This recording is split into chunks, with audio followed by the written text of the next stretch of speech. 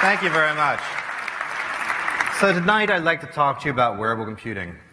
And most of the time, when people talk about wearable computing, they actually mean something like this. Now that's my computer from 1994. It consists of a heads-up display, a one-handed keyboard, and in the shoulder satchel is a computer, a car cell phone, those big old things, and a motorcycle battery. This system weighed over 4 kilograms. Now, I would wear this as part of my daily life, and if you saw me walking on the street, you'd see this. And what people would do is ask me the question, Thad, how can you see with that thing on your face?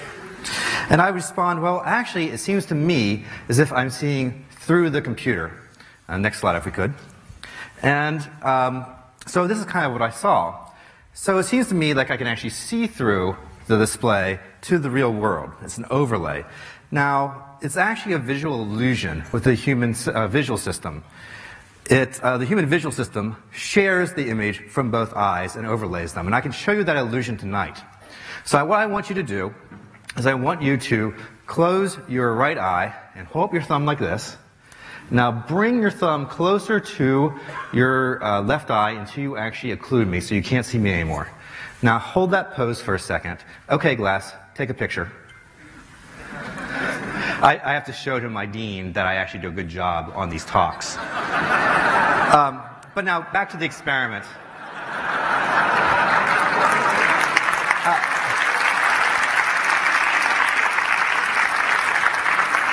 Back to the experiment at hand. So you have your right eye closed, you have your thumb up, you're occluding me, and now open your right eye, and suddenly it seems like you can see both your thumb and me at the same time. If we put some optics in front of your thumb, we could then actually have your thumb and me at the same focal distance. And that's what we're doing with these head-up displays. We're making it so you can see both the text or graphics or whatever, and the real world at the same time. Now, fortunately, over the next few years, in 2013, we have something much different. This is Google Glass, what I'm wearing tonight. And Glass actually has a transparent display. I'm going to come up here and abuse the front row. When you actually look in my eye here, you can actually see my pupil through the display. Right? Actually, when I turn it on, you can actually see the display too. Because it's transparent, both you and I can see it. But it's also mounted high above your pupil. It's basically mounted where the rear view mirror of your car would be mounted. And so it allows you to see the information when you need it, ignore it when you don't. And that's a very powerful thing. However, tonight, I want to talk to you about a very different type of wearable computer. Most of you have wearable computers on you right now. For example, when you take your smartphone and hook up your music to it or your MP3 player and go jogging, that's a wearable computer. It's a device that's being used to complement an action you're doing in the real world. Now, we've created a new type of wearable computer at Georgia Tech that I'm very excited about. Georgia Tech is my university.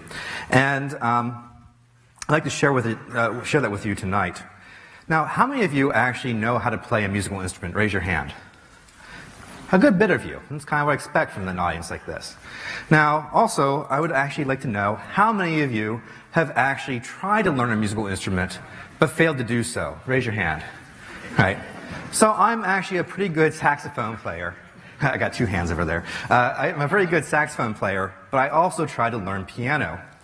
The problem is that in trying to learn piano, I got very discouraged because you have to repeat the same songs over and over again to learn the muscle memory you need to really play a song. And so it takes a while to get to something that actually sounds musical. What if I told you I can give you the muscle memory of how to play a melody on a piano without your actively attending it? What if I told you the next 2 or 3 TED Talks you could actually learn the right hand for the melody for Amazing Grace? Well, that's what we've seemed to have discovered here. This is something called a mobile music touch. It's a one-handed glove. It's fingerless, but also hooks up wirelessly to your MP3 player or your mobile phone or whatever mobile device you have that plays music. And the idea here is that it's going to actually tap your fingers as you hear each note played. So to be precise, you load in the song you want to learn, say Ode to Joy or Dashing Through the Snow, whatever else. And you hear the song repeated again and again in your earpiece, earbuds, Bluetooth headset, whatever. And as each note is played, you feel it tapped on your finger. And it turns out that in about 30 minutes, you can learn 45 notes of a tune. Now, this is really quite exciting, and it doesn't sound like this should work. So let me describe to you the experiment that we did that really showed us this was possible. So the experiment we do is we bring in a new participant, we put the glove on their hand, and then we sit them down and we show them a song being played on a piano keyboard like the one you see here. Now, beneath each key is a light. And so as the song plays, they hear it, they feel it, and they see the note on the keyboard. And we do this once, only once. Right? They see the song, and then they're supposed to try to repeat it. Now, of course, they do a very bad job. These are mostly non-musicians we're recruiting. And they make lots of errors. Then, for the next 30 minutes, we give them some distraction task. Something like trying the reading comprehension section of a graduate entrance exam. This really makes them attend to this distraction task. We have two groups. One's a control group, and one's experimental. The control group just hears the same song being played over and over again, the song they're trying to learn. The experimental group, they are actually hearing the song over and over again, but also feeling the taps on the fingers. After 30 minutes, both people try to come back. We take off the glove, and they try to repeat the song. The people in the control group who just heard the audio, they tend to do poorly. Matter of fact, they tend to do even worse than their original attempt. The people who actually had the tapping on their fingers tend to do quite well. Matter of fact, most often, they'll play through the song perfectly. Now, I don't mean anything about rhythm or artistry here at all. All I mean is that we're repeating the button pressing task correctly. The right note followed by the right note. Now, when you get something that's so surprising like this, the fact that you could actually learn a complex mechanical task without actively attending to it, goes against a lot of what we know about learning. So we did the experiment 5 more times with 3 different sets of grad students on 2 different continents. And what we did is try to find all the different ways we could extinguish the effect, all the different distractors that might affect it. And so we had people watching video while they felt the thing tapping on their fingers, reading email. We had people doing solving mathematical equations on the graduate entrance exam. We had people doing a scavenger hunt, thinking that the mechanical motion might mask the hand movement, and they couldn't actually get the effect that way. But time and time again, every experiment we did, we continued to get the effect. That really told us this idea of passive haptic learning. The idea that you can actually get some learning without this active attention was really quite possible. Now, when we got to that stage, we were like, what do we do with this? This is exciting. What do we do with it? Well, one of the things we decided to do is tell the world. This is us actually live on CNN. We decided that we were going to try to actually do this demonstration of passive haptic learning on a CNN segment. Now, I don't suggest doing a technology demonstration live on CNN. It's asking for trouble. However, we went into the studio and got Chad Myers. Chad Myers is their meteorologist.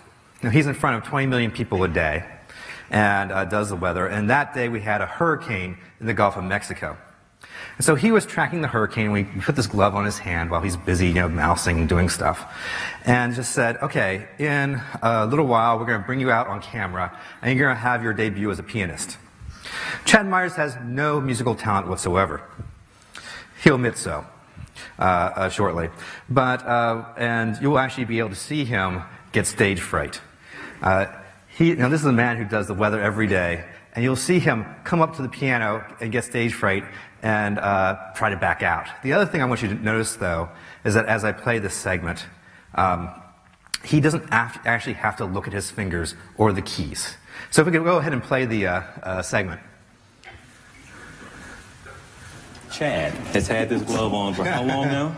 About 45 minutes. About 45 minutes. What was the song? Well, this is what the song would have sounded like. Okay. That's before. That is my musical repertoire. Okay. That's how good I can do it. So, he's had the glove on. For 45 minutes. And what was the song, by the way? It's de Joy. It's Beethoven's Ode Ode to to Joy. Oh, this ought to be good. All right, Chad. Okay. This thing buzzed, and all I No, did, she's getting nervous. all I did was I played on my mouse. Okay. I did my little You were doing hurricane other stuff. things. Did my hurricane stuff, and it was buzzing on my fingers. You were working. Let's see if I can do it. Notice how you gotta tentative be he was kidding at me. first. Are you kidding me? He's like, oh my word. Now, What's do this you have happening? any talent, a background in music? Ever played the piano? And you didn't know that song, Never. correct? No, I've heard it, but I wouldn't know what fingers to use, and I always thought I had to go back and forth. No, I was hoping for like this Liberace piano. Watch. Clearly proof that this thing It works. just buzzed. Middle, up, down, He doesn't down, even know how to down, explain down. it. And I must say that as a subject, it's really scary. You walk up the piano, you get stage fright, you put down your finger, you have the first place marked, so you know where to put the first finger. You start playing, it's like your hand is possessed. It's really weird.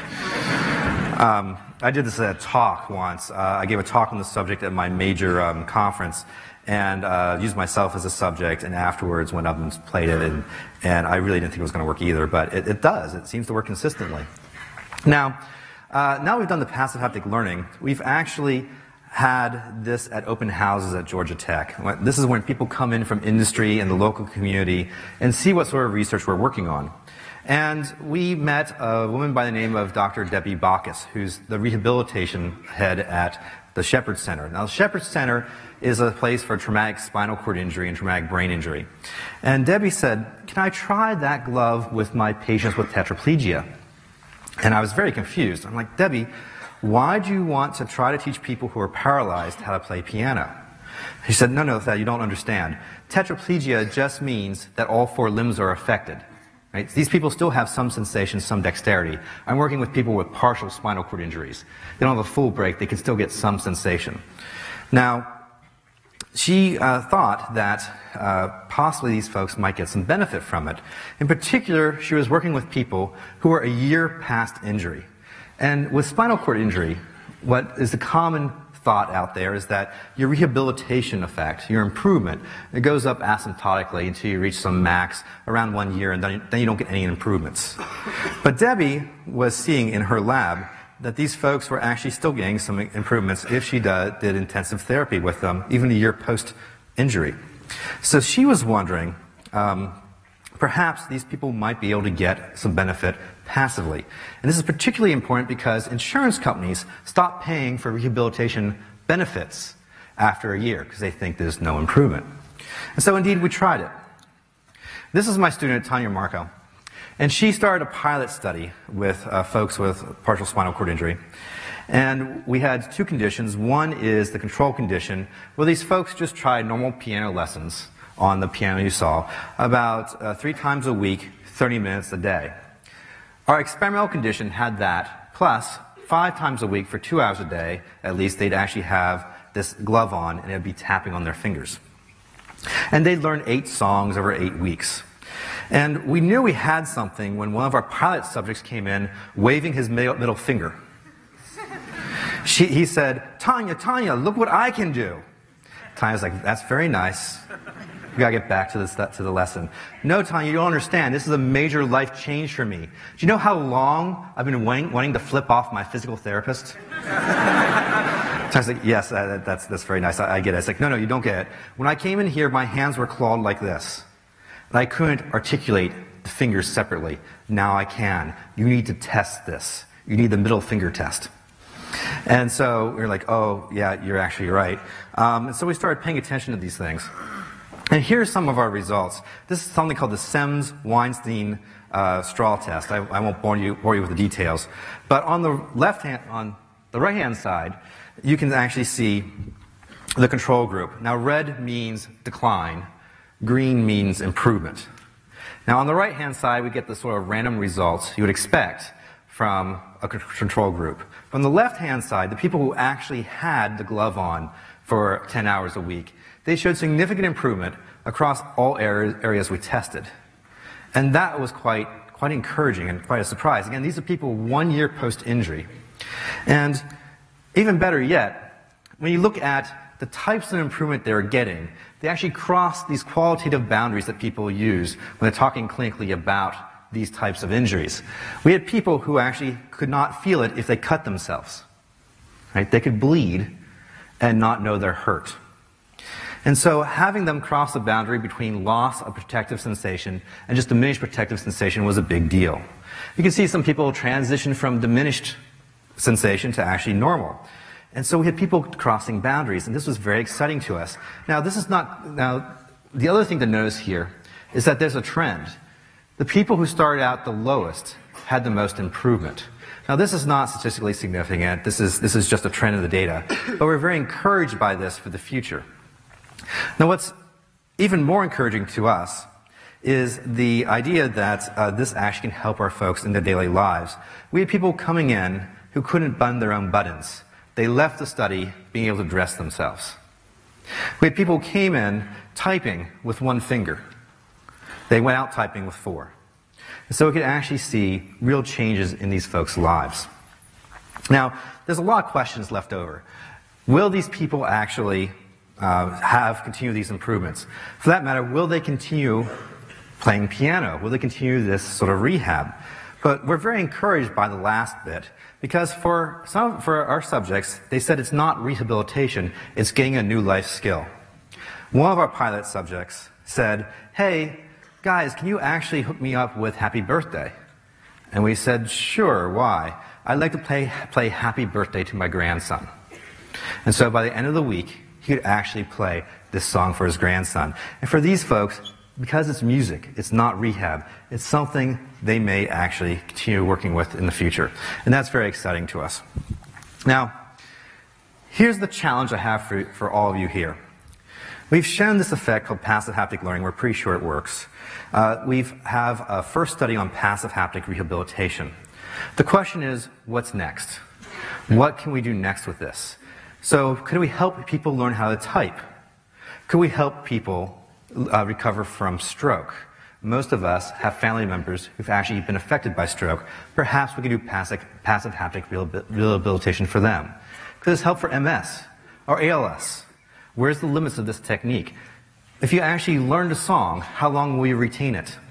When we were doing another clip for CNN, they asked one of our subjects, Rick, who you saw there, to come in and play Beethoven's Ode to Joy, the whole thing, not just a simple little clip we did for live television. And Rick said, I don't know if I can do that, let me try. He tried it and failed, he couldn't remember it. But we put the glove on for 10 minutes. And in 10 minutes, it all came back to him. Which really kind of says that maybe there can be some extended learning here. So, if you see me out there and you have a good idea, please tell me. We're trying to figure out where to go next with this. Now, of course, there's a lot of people who did this work. I'd like to thank Tanya Marco, who is my PhD student who did this, Dr. Debbie Bacchus at Shepherd Center. And there's lots of other people who did a lot of work on this project. And just like in the movies, if you stay for the credits, I have a little Easter egg for you. For those of you who are interested in Google Glass, this is the first fully functional Google Glass made in December 2010. It weighed over 3 kilograms. Thank you very much.